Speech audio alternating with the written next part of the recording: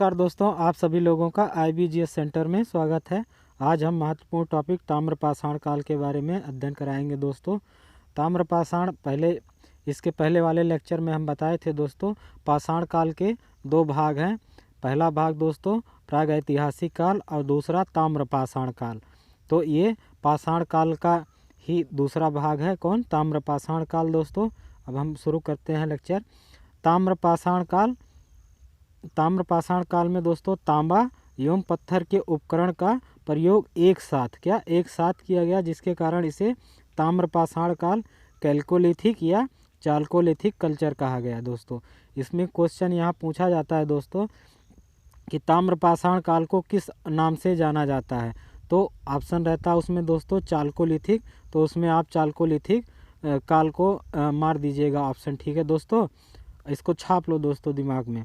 Chalcolithic भी कभी कभी पूछ लेता है, इसको इंग्लिश के ताम्रपाषाण के इंग्लिश में नाम है दोस्तों कैल्कोलिथिक या चाल्कोलिथिक। ताम्रपाषाण संस्कृतियाँ जो हैं दोस्तों वो कृषि ग्रामीण संस्कृतियाँ थी, क्योंकि इस काल में अभी दोस्तों नगरीकरण का शुरुआत नहीं हुआ था। किस काल में? ताम्रपाषाण काल में नगरीकरण का शुरुआत नहीं होता है। नगरीकरण आगे चल के लगभग में आप मान के चलिए दोस्तों उत्तर वैदिक काल जब शुरू होता है दोस्तों, उसके बाद से प्रथम नगरीकरण शुरू होता है। तो यहाँ उत्तर वैदिक काल तक क्या संस्कृति था दोस्तों? कृषक ग्रामीण संस्कृति देखने को मिलता है उत्तर वैदिक काल तक। तो ताम्रपाषाण संस्कृतियाँ जो थी कृषि ग्रामीण संस्कृतियाँ थी, जो भारत में दक्षिण पूर्वी राजस्थान, पश्चिमी महाराष्ट्र तथा दक्षिण पूर्वी भारत में पाई गई हैं दोस्तों, ठीक है। अब इसके साक्ष्य कहाँ कहाँ से प्राप्त हुए हैं? दक्षिण पूर्वी राजस्थान में कहाँ से? आहाड़, बालाथल और गिलूत स्थल से। कहाँ से? आहाड़, बालाथल और गिलूत से ताम्रपाषाण के साक्ष्य मिले हैं। पश्चिमी मध्य प्रदेश में जो साक्ष्य प्राप्त हुए हैं वो कहाँ से? मालवा, कायथा, एरण और नौदा टोली दोस्तों। यहाँ से हमें ताम्रपाषाण काल के साक्ष्य प्राप्त हुए हैं। पश्चिमी महाराष्ट्र से दोस्तों अहमद जिले के जोरवे, नेवासा और दैमाबाद, और पुणे जिले में दोस्तों चंदौली, इनामगाह और नासिक। ये पुणे जिले में चंदौली, इनामगाह और नासिक है। यहाँ से ताम्रपाषाण काल स्थल प्राप्त हुए हैं। अहमदनगर जिले से जोरवे, नेवासा और दैमाबाद से दोस्तों। वहीं दक्षिण पूर्वी भारत में बिहार के कहाँ से? बिहार के दोस्तों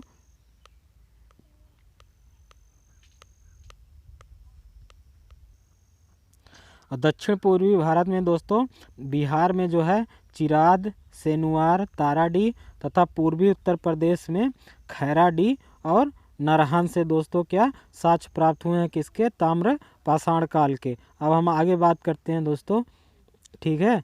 आगे क्या है? आहाड़ या बनास संस्कृत के बारे में अब हम बताएंगे दोस्तों। इसका समय कितना? 2100 ईसा पूर्व से 1500 ईसा पूर्व के बीच में था।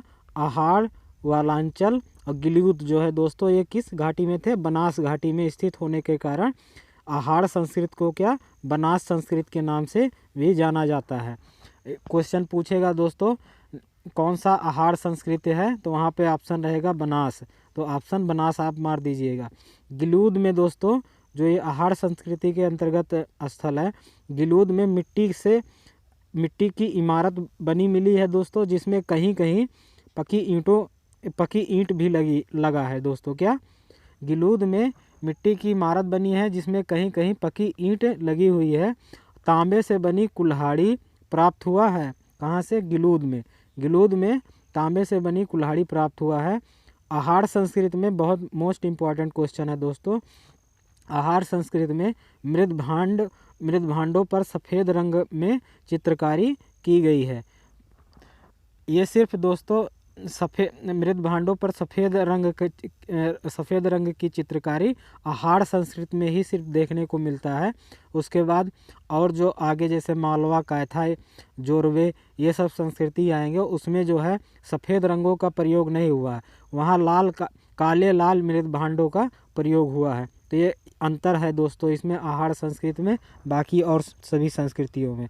तो इसको आप अपने दिमाग में छाप लो दोस्तों कि सफ़ेद रंग से जहाँ चित्रकारी किया गया है वो कहाँ पे, आहार संस्कृति में मिला हुआ है। ठीक है। कायथा एवं मालवा संस्कृत, यह दोस्तों पश्चिमी मध्य प्रदेश में मालवा, कायथा, एरण, नौदा टोली, कायथा संस्कृत, नौदा टोली जो है, ये तीनों चारों जो स्थल हैं ये दोस्तों कायथा संस्कृत के अंतर्गत आते हैं। इन्हीं को कायथा संस्कृत कहा गया है। जो नौदा टोली है दोस्तों, ये सिंधु घाटी सभ्यता तक इसके प्रमाण अर्थात साक्ष्य में प्राप्त होते हैं। आगे नौदा टोली मध्य प्रदेश का एक महत्वपूर्ण स्थल है। नौदा टोली जो है कहाँ है, मध्य प्रदेश में है। यहाँ से लाल काले मृदभांड मिले हैं जिस पर प्राक हड़प्पन और हड़प्पन संस्कृत जैसे कीमती पत्थरों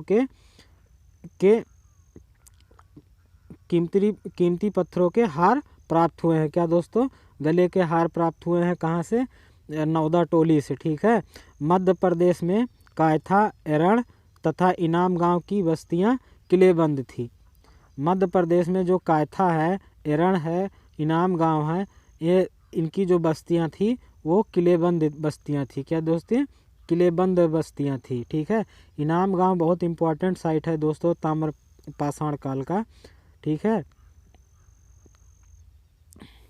जोरवे संस्कृति, जोरवे, नेवासा, सोनपुर, इनाम गांव, नासिक को सामूहिक क्षेत्र को जोरवे संस्कृत नाम दिया गया। क्या, जोरवे, नेवासा, सोनपुर, इनाम गांव और नासिक के सामूहिक क्षेत्र को जोरवे संस्कृत कहा गया है। नेवासा से दोस्तों पटसन का साक्ष्य कहाँ से मिला है, नेवासा से मिला है। दैमाबाद से भारी मात्रा में कांसे की मूर्तियाँ मिली हैं। साथ ही गैंडा, हाथी, भैंस तथा रथ चलाते मनुष्य की आकृतियाँ भी प्राप्त हुई हैं। कहाँ से, दैमाबाद से। तो पूछ लेता वह कौन सा स्थल है जहाँ से गैंडा, वह कौन सा ताम्र पाषाण काल स्थल है जहाँ से गैंडा, हाथी, भैंस तथा रथ चलाते हुए मनुष्य की आकृति प्राप्त हुई है। तो कहाँ से, दैमाबाद दोस्तों। ठीक है।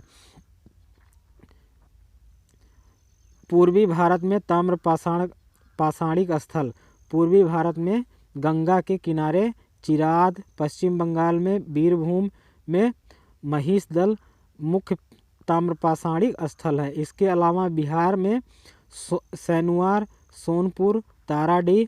ठीक है। ये जो दोस्तों 3 साइट है बिहार के, सैनुआर, सोनपुर और ताराडीह, ये नवपाषाण काल के भी स्थल हैं और ताम्रपाषाण काल के भी स्थल हैं। ये दोनों सेम है दोस्तों। और पूर्वी उत्तर प्रदेश में क्या, पूर्वी उत्तर प्रदेश में खैराडीह एवं नरहन अन्य ताम्रपाषाणकालीन स्थल हैं। ठीक है। पूर्वी उत्तर प्रदेश में कौन, खैराडीह और नरहन, ये 2 ताम्रपाषाणकालीन स्थल हैं उत्तर प्रदेश के। उत्तर प्रदेश में खैराडीह और नरहन ताम्रपाषाणकालीन स्थल हैं। याद, यूपी पीसीएस वाले दोस्तों एकदम रट ले। बिहार पीसीएस वाले दोस्तों सैनुआर, सोनपुर और ताराडीह को याद कर ले।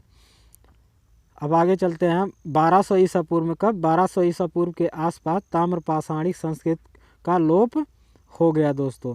केवल जोरवे संस्कृति जो है 700 ईसा पूर्व तक अस्तित्व में रही। सिर्फ जोरवे संस्कृत जो है वो 700 ईसा पूर्व के तक पाया जाता है दोस्तों। और उसके पहले जैसे नौदा टोली, ये भी सिंधु घाटी सभ्यता में समाप्त हो गया था दोस्तों।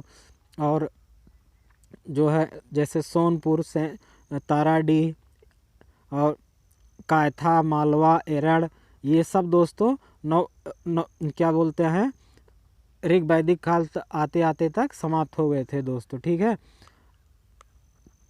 इसी के साथ दोस्तों अगर आप ये सारे लेक्चरों का सीरीज आप देख ले रहे हैं दोस्तों, तो आप चाहे पीसीएस हो, आईएएस हो, UP PCS, Bihar PCS, RO, ARO, CTET इत्यादि एग्जामों में दोस्तों, एसएससी, सीजीएल, आप सभी में दोस्तों एक भी क्वेश्चन आप गलत करके नहीं आएंगे अगर इसको सही से अपने दिमाग में छाप लिए, उसके बाद नोट्स में भी छाप लिए इस लेक्चर को दोस्तों। तो इस प्रकार नमस्कार दोस्तों, आप सभी लोगों का IBGS सेंटर में स्वागत है। आज हम महत्वपूर्ण टॉपिक ताम्रपाषाण काल के बारे में अध्ययन कराएंगे दोस्तों। ताम्रपाषाण इसके पहले वाले लेक्चर में हम बताए थे दोस्तों, पाषाण काल के दो भाग हैं। पहला भाग दोस्तों प्रागैतिहासिक काल और दूसरा ताम्रपाषाण काल। तो ये पाषाण काल का ही दूसरा भाग है, कौन? ताम्रपाषाण काल दोस्तों। अब हम शुरू करते हैं लेक्चर। ताम्रपाषाण काल में दोस्तों तांबा एवं पत्थर के उपकरण का प्रयोग एक साथ किया गया, जिसके कारण इसे ताम्रपाषाण काल कैल्कोलिथिक या चाल्कोलिथिक कल्चर कहा गया दोस्तों। इसमें क्वेश्चन यहाँ पूछा जाता है दोस्तों कि ताम्रपाषाण काल को किस नाम से जाना जाता है, तो ऑप्शन रहता है उसमें दोस्तों चाल्कोलिथिक। तो उसमें आप चाल्कोलिथिक काल को मार दीजिएगा ऑप्शन, ठीक है दोस्तों। इसको छाप लो दोस्तों दिमाग में। कैल्कोलिथिक भी कभी कभी पूछ लेता है, इसको इंग्लिश के ताम्रपाषाण के इंग्लिश में नाम है दोस्तों कैल्कोलिथिक या चाल्कोलिथिक। ताम्रपाषाण संस्कृतियाँ जो हैं दोस्तों वो कृषि ग्रामीण संस्कृतियाँ थी, क्योंकि इस काल में अभी दोस्तों नगरीकरण का शुरुआत नहीं हुआ था। किस काल में? ताम्रपाषाण काल में नगरीकरण का शुरुआत नहीं होता है। नगरीकरण आगे चल के लगभग में आप मान के चलिए दोस्तों, उत्तर वैदिक काल जब शुरू होता है दोस्तों, उसके बाद से प्रथम नगरीकरण शुरू होता है। तो यहाँ उत्तर वैदिक काल तक क्या संस्कृत था दोस्तों? कृषक ग्रामीण संस्कृति देखने को मिलता है उत्तर वैदिक काल तक। तो ताम्रपाषाण संस्कृतियाँ जो थी कृषि ग्रामीण संस्कृतियाँ थी, जो भारत में दक्षिण पूर्वी राजस्थान, पश्चिमी महाराष्ट्र तथा दक्षिण पूर्वी भारत में पाई गई हैं दोस्तों, ठीक है। अब इसके साक्ष्य कहाँ कहाँ से प्राप्त हुए हैं? दक्षिण पूर्वी राजस्थान में कहाँ से? आहाड़, बालाथल और गिलूत स्थल से। कहाँ से? आहाड़, बालाथल और गिलूत से ताम्रपाषाण के साक्ष्य मिले हैं। पश्चिमी मध्य प्रदेश में जो साक्ष्य प्राप्त हुए हैं वो कहाँ से? मालवा, कायथा, एरण और नौदा टोली दोस्तों। यहाँ से हमें ताम्रपाषाण काल के साक्ष्य प्राप्त हुए हैं। पश्चिमी महाराष्ट्र से दोस्तों अहमद जिले के जोरवे, नेवासा और दैमाबाद, और पुणे ज़िले में दोस्तों चंदौली, इनामगाह और नासिक। ये पुणे ज़िले में चंदौली, इनामगाह, नासिक है। यहाँ से ताम्रपाषाण काल स्थल प्राप्त हुए हैं। अहमदनगर ज़िले से जोरवे, नेवासा और दैमाबाद से दोस्तों। वहीं दक्षिण पूर्वी भारत में बिहार के कहाँ से? बिहार के दोस्तों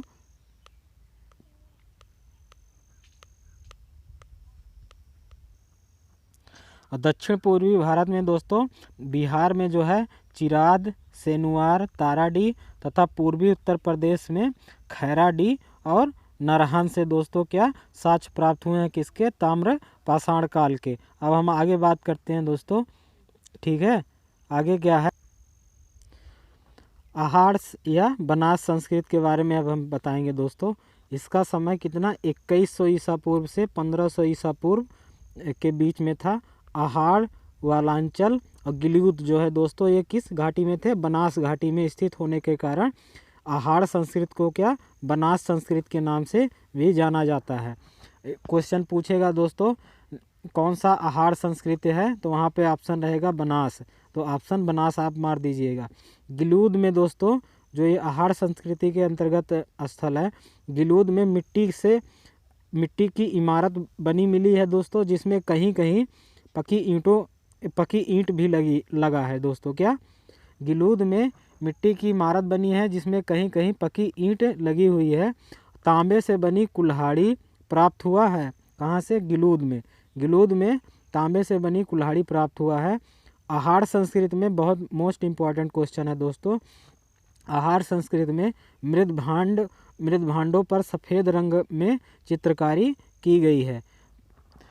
ये सिर्फ दोस्तों मृद भांडों पर सफ़ेद रंग की चित्रकारी आहाड़ संस्कृत में ही सिर्फ देखने को मिलता है। उसके बाद और जो आगे जैसे मालवा, कायथा, जोरवे ये सब संस्कृति आएंगे उसमें जो है सफ़ेद रंगों का प्रयोग नहीं हुआ है। वहाँ काले लाल मृद भांडों का प्रयोग हुआ है। तो ये अंतर है दोस्तों इसमें आहाड़ संस्कृति में बाकी और सभी संस्कृतियों में। तो इसको आप अपने दिमाग में छाप लो दोस्तों कि सफ़ेद रंग से जहाँ चित्रकारी किया गया है वो कहाँ पे, आहाड़ संस्कृत में मिला हुआ है। ठीक है। कायथा एवं मालवा संस्कृत, यह दोस्तों पश्चिमी मध्य प्रदेश में मालवा, कायथा, एरण, नौदा टोली, कायथा संस्कृत, नौदा टोली जो है, ये तीनों चारों जो स्थल हैं ये दोस्तों कायथा संस्कृत के अंतर्गत आते हैं। इन्हीं को कायथा संस्कृत कहा गया है। जो नौदा टोली है दोस्तों, ये सिंधु घाटी सभ्यता तक इसके प्रमाण अर्थात साक्ष्य में प्राप्त होते हैं। आगे, नौदा टोली मध्य प्रदेश का एक महत्वपूर्ण स्थल है। नौदा टोली जो है कहाँ है, मध्य प्रदेश में है। यहाँ से लाल काले मृदभांड मिले हैं, जिस पर प्राक हड़प्पन और हड़प्पन संस्कृत जैसे कीमती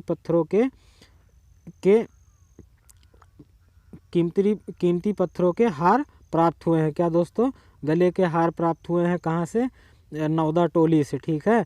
मध्य प्रदेश में कायथा, एरण तथा इनाम गांव की बस्तियां किलेबंद थी। मध्य प्रदेश में जो कायथा है, एरण है, इनाम गांव है, ये इनकी जो बस्तियां थी वो किलेबंद बस्तियां थी। क्या दोस्तों, किलेबंद बस्तियां थी। ठीक है। इनाम गांव बहुत इंपॉर्टेंट साइट है दोस्तों ताम्र पाषाण काल का। ठीक है। जोरवे संस्कृति, जोरवे, नेवासा, सोनपुर, इनाम गांव, नासिक को सामूहिक क्षेत्र को जोरवे संस्कृत नाम दिया गया। क्या, जोरवे, नेवासा, सोनपुर, इनाम गांव और नासिक के सामूहिक क्षेत्र को जोरवे संस्कृत कहा गया है। नेवासा से दोस्तों पटसन का साक्ष्य कहाँ से मिला है, नेवासा से मिला है। दैमाबाद से भारी मात्रा में कांसे की मूर्तियाँ मिली हैं। साथ ही गैड़ा, हाथी, भैंस तथा रथ चलाते मनुष्य की आकृतियाँ भी प्राप्त हुई हैं। कहाँ से, दैमाबाद से। तो पूछ लेता वह कौन सा स्थल है जहाँ से गैंडा, वह कौन सा ताम्र पाषाण काल स्थल है जहाँ से गैंडा, हाथी, भैंस तथा रथ चलाते हुए मनुष्य की आकृति प्राप्त हुई है। तो कहाँ से, दैमाबाद दोस्तों। ठीक है। पूर्वी भारत में ताम्र पाषाणिक स्थल, पूर्वी भारत में गंगा के किनारे चिराद, पश्चिम बंगाल में बीरभूम में महिषदल मुख्य ताम्र पाषाणिक स्थल है। इसके अलावा बिहार में सैनुआर, सोनपुर, ताराडीह। ठीक है। ये जो दोस्तों 3 साइट है बिहार के, सैनुआर, सोनपुर और ताराडीह, ये नवपाषाण काल के भी स्थल हैं और ताम्रपाषाण काल के भी स्थल हैं। ये दोनों सेम है दोस्तों। और पूर्वी उत्तर प्रदेश में, क्या, पूर्वी उत्तर प्रदेश में खैराडीह एवं नरहन अन्य ताम्रपाषाणकालीन स्थल हैं। ठीक है। पूर्वी उत्तर प्रदेश में कौन, खैराडीह और नरहन, ये 2 ताम्रपाषाणकालीन स्थल हैं उत्तर प्रदेश के। उत्तर प्रदेश में खैराडीह और नरहन ताम्रपाषाणकालीन स्थल हैं। याद, यूपी पीसीएस वाले दोस्तों एकदम रट ले। बिहार पीसीएस वाले दोस्तों सैनुआर, सोनपुर और ताराडीह को याद कर ले। अब आगे चलते हैं। 1200 ईसा पूर्व में, कब, 1200 ईसा पूर्व के आसपास ताम्रपाषाणिक संस्कृत का लोप हो गया दोस्तों। केवल जोरवे संस्कृति जो है 700 ईसा पूर्व तक अस्तित्व में रही। सिर्फ जोरवे संस्कृत जो है वो 700 ईसा पूर्व के तक पाया जाता है दोस्तों। और उसके पहले जैसे नौदा टोली, ये भी सिंधु घाटी सभ्यता में समाप्त हो गया था दोस्तों। और जो है जैसे सोनपुर से ताराडीह और कायथा, मालवा, एरण, ये सब दोस्तों क्या बोलते हैं, ऋग वैदिक काल आते आते तक समाप्त हो गए थे दोस्तों। ठीक है। इसी के साथ दोस्तों अगर आप ये सारे लेक्चरों का सीरीज आप देख ले रहे हैं दोस्तों, तो आप चाहे पीसीएस हो, आईएएस हो, UP PCS, Bihar PCS, RO, ARO, CTET इत्यादि एग्जामों में दोस्तों, एसएससी, सीजीएल, आप सभी में दोस्तों एक भी क्वेश्चन आप गलत करके नहीं आएंगे अगर इसको सही से अपने दिमाग में छाप लिए, उसके बाद नोट्स में भी छाप लिए इस लेक्चर को दोस्तों। तो इस प्रकार